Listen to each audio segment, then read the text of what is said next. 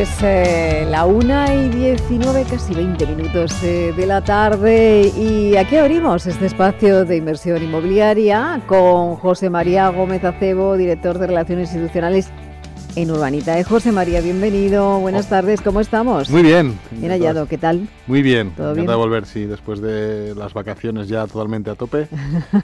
Tengo que decir que yo falté el último día a mi cita, ¿verdad? Sí, pero sí. tenía, bueno, un motivo, porque estaba en la presentación, justo lo comentábamos, de District, que creo que vais a estar en Barcelona, ¿verdad? Efectivamente, sí, yo creo que District es un evento que organiza desde hace, yo creo, 2-3 años Juan Velayos, Sí. y que es muy interesante porque se enfoca un poco en todo lo que son los inversores, sobre todo que tienen mucho perfil de inversión internacional en el ámbito de la vivienda y del inmobiliario, y ayuda un poco a buscar interrelaciones y a proponer soluciones. Decía Juan Velayos en esa presentación, presidente de District, que el capital habla inglés y no se puede entender de otra manera. ¿Estamos ya hablando en otro idioma aquí en España, en el sector inmobiliario, José María? La verdad es que a veces oyes comentarios como que el inversor inglés es un ejecutivo pijo que busca el beneficio a corto plazo y no es no entender un poco el perfil de los inversores y las diferentes tipologías de inversores. Hay inversores efectivamente que son cortoplacistas y que buscan rentabilidades inmediatas, y hay inversores más largoplacistas y que buscan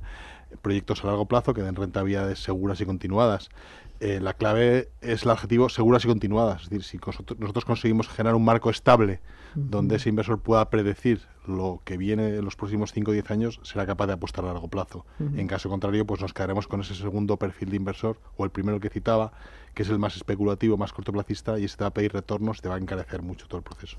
Ahora hablamos también de estos asuntos, porque estaba escuchando precisamente a la ministra de Vivienda, Isabel Rodríguez, estaba hablando precisamente del plan de vivienda del año 2026-2030, en el que apuestan sobre todo por blindar la vivienda pública a través de ayuda, a través de la financiación, y pedía la colaboración también de las administraciones públicas, de ayuntamientos, del resto de comunidades, y también pedía ayuda a esas empresas constructoras y promotoras para que se pueda poner ese déficit de vivienda en este momento en el mercado.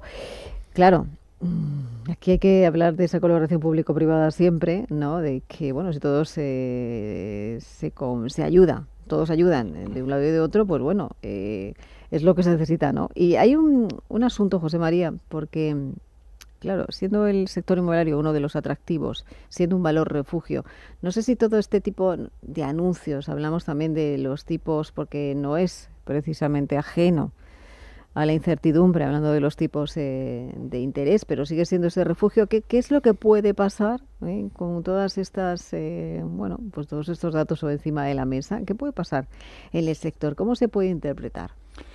Bueno, el sector al final se mueve dentro de los parámetros de seguridad o inseguridad jurídica, y en un contexto en el que lo que todo el mundo coincide, y ahí no será una novedad que lo comente, es que hace falta más vivienda. A veces hay medidas que lo que están es muy vinculadas a intentar parar el subimiento del precio de la vivienda, pero obvian que ese incremento de los precios tiene que ver con la falta de oferta y con la demanda tan fuerte. Con lo cual, está muy bien intentar topar precios o conseguir que las viviendas que estén en el mercado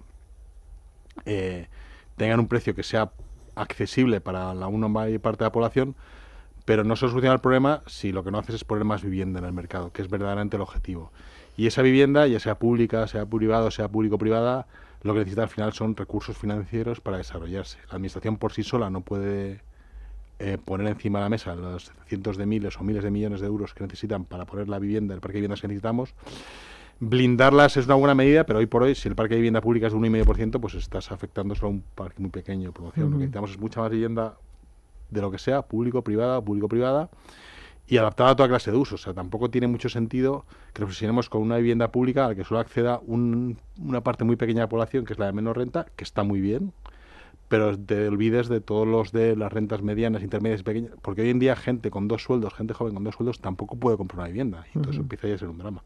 Y también tenemos que mirar a esos, no sueldos de vivienda asequible. Y tiene que haber medidas progresivas que vayan buscando ayudas y facilitar el acceso a la vivienda en según estrato económico de la población. Al que más lo necesita, con más ayudas, pero al que lo necesita de una forma distinta, menos. Y la clave, insisto, va a ser que seamos capaces de poner mucha más vivienda en el mercado, mucho más suelo en el mercado, y medidas que faciliten la liberación de suelo y el desarrollo de ese suelo en suelo finalista con mucha más rapidez de lo que está pasando ahora. Ahora hablamos de esas medidas, de algunas de las que hemos conocido también esta semana, pero hay un dato interesante que aportaba Juan Antonio Gómez Pintado, el presidente del INCO de la Corporación Vía Ahora, hablaba, y lo hemos hecho en muchas ocasiones, de la mano de obra, de la falta de mano de obra, de la escasez. Dice que está llegando a un punto crítico. ¿Esto puede pasar factura en los próximos años al sector? ¿Puede ser esa futura crisis del sector inmobiliario? Sí, yo creo que es obvio que en este momento tenemos un problema de verdad de mano de obra. No es un problema que nos venga, es un problema que ya lo tenemos aquí. Es un problema de que en oficios de toda la vida, ferrallistas, gente que está de Pladur, carpinteros, las empresas, la gente profesional se va jubilando y no hay un relevo generacional natural.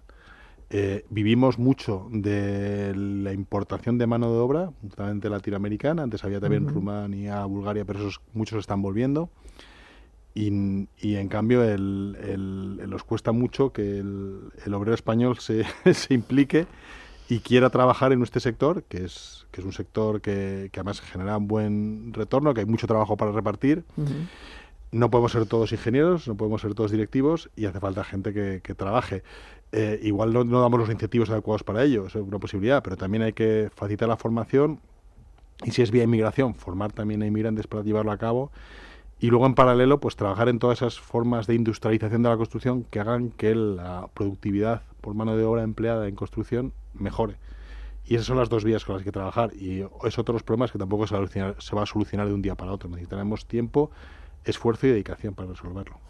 Vamos a algunos casos que decíamos que son actualidad, algunos asuntos, como hablamos del Ministerio de Vivienda, lo que estaba ocurriendo, esa presentación del plan estratégico de la vivienda del año 2026-2030, pero también esta semana hemos conocido, lo hablaba el Ministerio de Vivienda, además del Gobierno, el presidente, se hablaba de esos 53.000 pisos turísticos. Quiere que se retiren esos anuncios al no cumplir muchos de los requisitos legales que se fijó el pasado mes de julio. Pero esto, ¿crees que esta iniciativa se va a notar en poner más oferta de vivienda disponible en el mercado?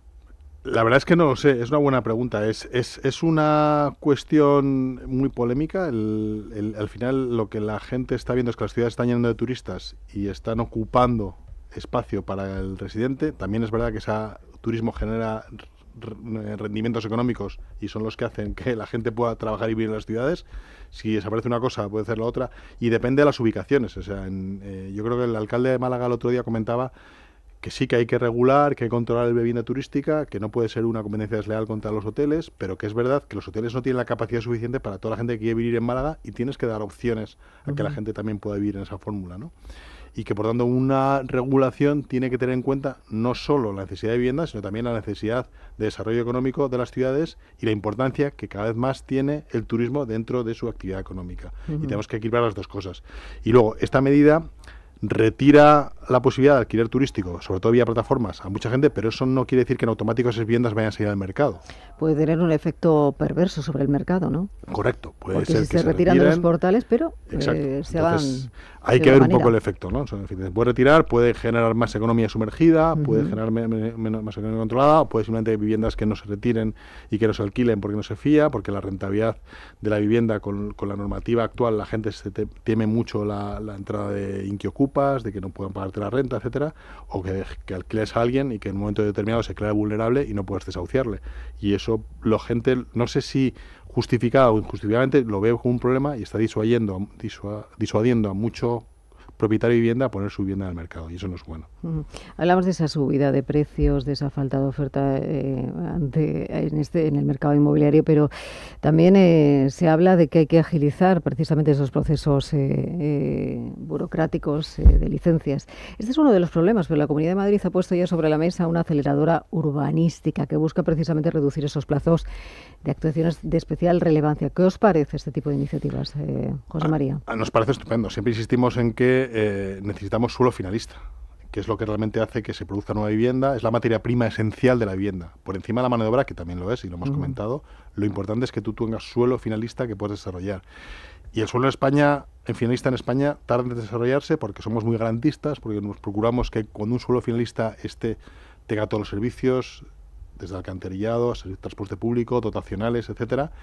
Y ese es un proceso que lleva tiempo. Lo que pasa es que a veces lleva demasiado tiempo. Y tenemos que ser capaces de poner en acuerdo todas las partes que tienen voz en esa constitución de nuevo desarrollo de suelo urbano, para que se pongan de acuerdo más rápido de lo que lo están haciendo ahora. Otro de los anuncios que se ha hecho por parte del Gobierno es que ha anunciado ayudas de hasta 30.000 euros para alquiler con opción a compra. Es volver a no sé si una fórmula pasada, ponerla en el presente. ¿Qué te parece? ¿Puede solucionar este problema, el problema de la vivienda en nuestro país? Bueno, creo que decir que si esto lo puede solucionar, la respuesta taxativa es no. Esto es una de las cosas que pueden ayudar a... El problema de la vivienda es tan complejo que ninguna solución por sí sola resuelve nada, pero necesitamos un montón de medidas. Y esta es una buena medida, en el sentido de que hay mucha gente joven que tendría capacidad para afrontar una hipoteca, pero que no tiene mucha capacidad para pagar la entrada que le supone, en parte también por los impuestos que hay que pagar en la compra de vivienda, que es una cifra importante y que eso se habla menos, y la administración podría hacer algo por su parte, que lo que es la primera residencia no esté grabada con un IVA, por ejemplo, de un 10% o con un ITP también importante, y eso sí que facilitaría mucho esa barrera de entrada, porque ese dinero hay que ponerlo en el momento de la compra de vivienda, y ese dinero no va al vendedor de vivienda, va a la administración, son impuestos. Entonces eso también tendríamos que regularlo. Pero insisto, es una buena medida, pero si tú haces medidas que bajan la barrera de coste para la oferta, lo que haces es, para la demanda, pues lo que haces es poner más demanda en el mercado. Si no has conseguido meter más oferta, eso al final se traduce en mayores precios. O sea que igual lo que estás es como un efecto colateral no deseado, tú le facilitas la entrada de esos compradores, pero las viviendas suben de precio porque hay más demanda sobre esa misma vivienda, porque el acceso ahora sobre es el mismo mercado al final. Correcto. Entonces, insisto, al final todo pasa porque tengamos mucha más oferta y que esas medidas realmente funcionen, porque pones vivienda al mercado y aumentas la demanda solvente que puede acceder a ella. Vamos a hablar de Urbanita, de proyectos que nos gusta hablar aquí en este espacio. El último proyecto es ese proyecto en cartera que tenéis, Rabanales, creo que sale mañana, que es un préstamo, concesión de un préstamo destinado a recapitalización del gestor con el objetivo de repago a través de una promoción de 38 viviendas en Manilva, en Málaga. Y sale, como decimos, mañana miércoles a las 12 de la mañana. Y esta tarde creo que tenéis un webinar. Exacto, hoy a las 4 de la tarde contestaremos a muchas de las preguntas que nos han lanzado ya los inversores después de estudiar toda la documentación. Yo quiero daros una visión general de qué tipo de proyectos de deuda damos y por qué la gente piensa, ¿por qué alguien se financia en Urbanitae teniendo bancos que pueden financiarte mucho más barato? Y siendo deuda, que a veces que es... Claro, al final la deuda... entonces, si está el banco, ¿por qué alguien se financiaría a un tipo del 10, del 12%? La respuesta es, nosotros damos 3 tipos de préstamos. Primero son préstamos que serían equivalentes al préstamo promotor que da el banco, pero para viviendas que por sus características el banco no puede financiar. Por ejemplo, con una villa de lujo que se vende cuando está acabada, el banco considera que si la financia la construcción está especulando y no te la va a financiar. Y una vivienda de lujo, lamentablemente, cuando se vende es cuando está acabada, pues cuando entra por los ojos y ese comprador adinerado que la compra, lo que quiere ver es la vivienda acabada, no quiere esperar 2 años a que termine. Un segundo tipo de promoción que estamos financiando vía préstamo son las cooperativas. Las cooperativas, el banco sí que les financia la compra del suelo, pero necesitan tener ya la licencia y luego el número de cooperativas suficientes para atenderlo. Entonces, desde el momento en que la gestora identifica ese suelo hasta que consiga la licencia, necesita poder financiarlo y nosotros ayudamos con eso mediante un préstamo puente que se cancela cuando ya consigue esa licencia y entra al banco a financiar. Y la tercera tipología, que es esta que hablamos del proyecto que sale mañana, son promociones que están ya muy avanzadas, con todas las incertidumbres cumplidas. En este caso ya tiene el 80% vendido, tiene licencia, la obra está en marcha, tiene financiación bancaria, y el promotor dice, oye, ya la hoja de ruta de la promoción está muy marcada, ya sabemos lo que va a pasar, ya se esperan pocas sorpresas. Y en esta promoción voy a ganarle, por ejemplo, 2 millones de euros. Lo digo un poco de memoria porque no sé exactamente la cifra.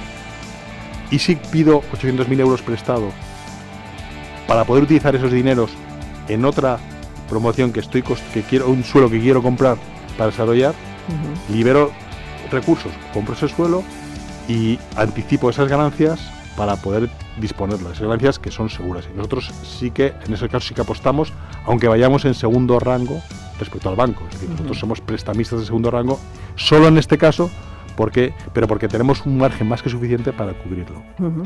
Pues sí, claro. Tenemos que hablar sobre esto otro día, ¿te parece? Perfectamente. Primera, que estén muy pendientes a Rabanales. Sí, mañana 1.000 euros. A las 12. 1.000 euros de ticket máximo por inversor, ya lo siento. Vale, o sea que ya bueno, es pequeñito, ¿no? Por eso, y la razón es para dar el mayor acceso posible a inversores. Pues a las 12 de la mañana estaremos pendientes. José Gracias, María. Elena. Gracias, Venga, un placer, hasta como luego. siempre.